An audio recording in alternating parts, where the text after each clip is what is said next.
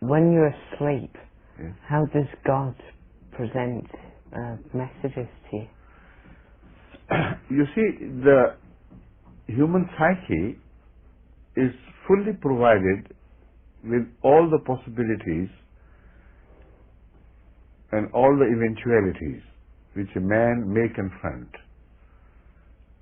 But the ultimate reason why we have been provided with this intricate phenomenon within ourselves is to bring us in communion with God.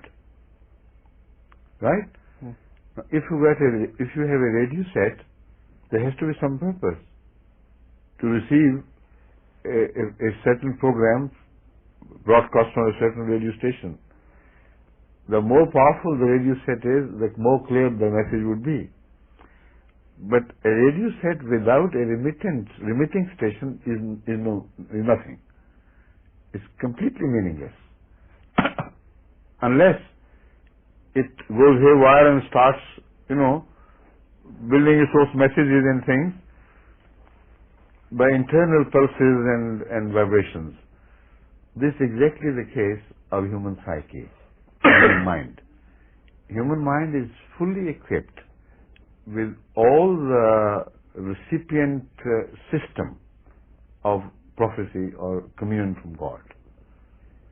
If it were not, God will not be able to commune with you. He transmits and you must receive. So the receiving set is provided to every human being. Whether it is of high quality or low quality, it varies from person to person, but it is provided. Now, if there is no message from God, can this system be activated otherwise by other factors or not? This is the second question which should be answered. To my knowledge, yes. This system can be activated through human power, through the power of human mind as well. This we have observed in mesmerism. This we have observed in the case of Pharaoh's magician, working on the minds of Moses and other people and making them imagine that they are snakes and not ropes or strings. And according to Allah, this was their magic by which they bound the sights of the people. They didn't turn the ropes into snakes at all. So the power of mind working upon other minds is a proof of proof of the truth of what I'm telling you. We have that system within us which can be activated, and one can receive messages from outside by other human agencies. If so, why can't we receive messages from Allah? That's one thing. The second is, if there is no outside message delivered, we can receive the messages from within ourselves. And there is an internal activation of the system. That is the world of dreams.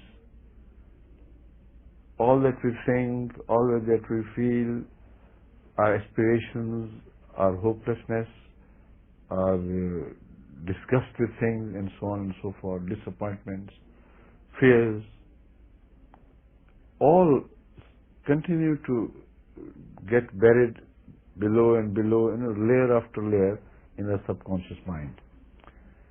And whenever some stirring event takes place, which excites some layer of our buried knowledge and memory, they are stirred to action and rise to a higher level, like in atomic molecular phenomenon. Whenever the electrons of the lower orbit are excited, they change their orbit and go too high until they reach the highest, and then they become visible, then they become active. Not otherwise. Otherwise, you don't take notice of them.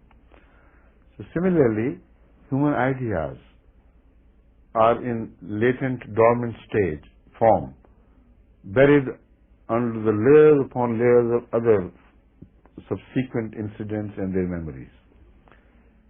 But when there is some exciter, a factor which excites things, then they begin to rise to the surface and they reach the surface of dreams.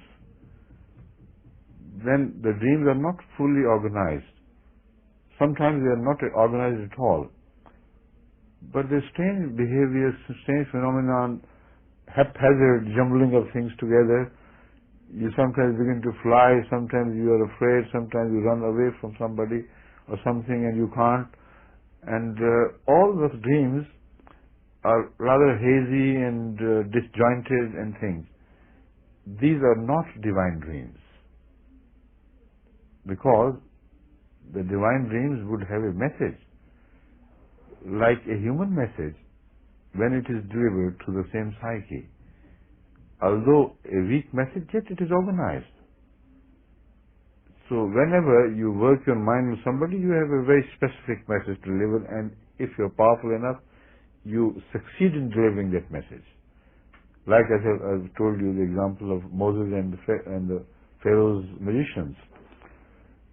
But when a message comes from God, He sees to it that there are no interferences. The message is delivered.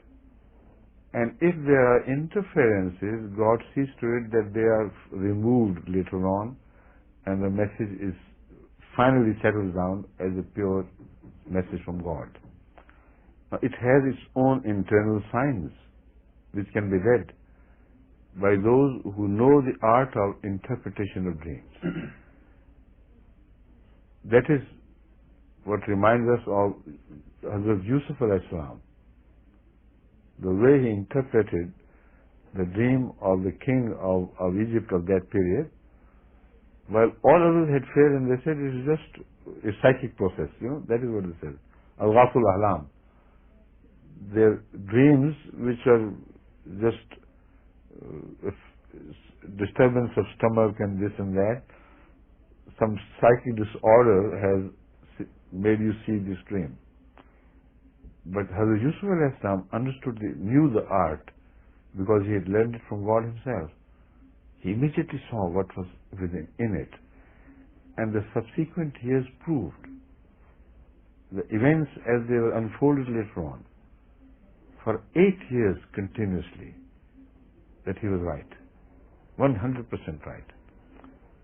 So this is a sure sign of a dream from God, that not only it is readable because of its internal organization and logic and coherence, but also because the future events support the true interpretation of such dreams. So they could not have been messages from human minds, because human mind has no knowledge of the future and has no command over events like the rains, the dry seasons and this and that.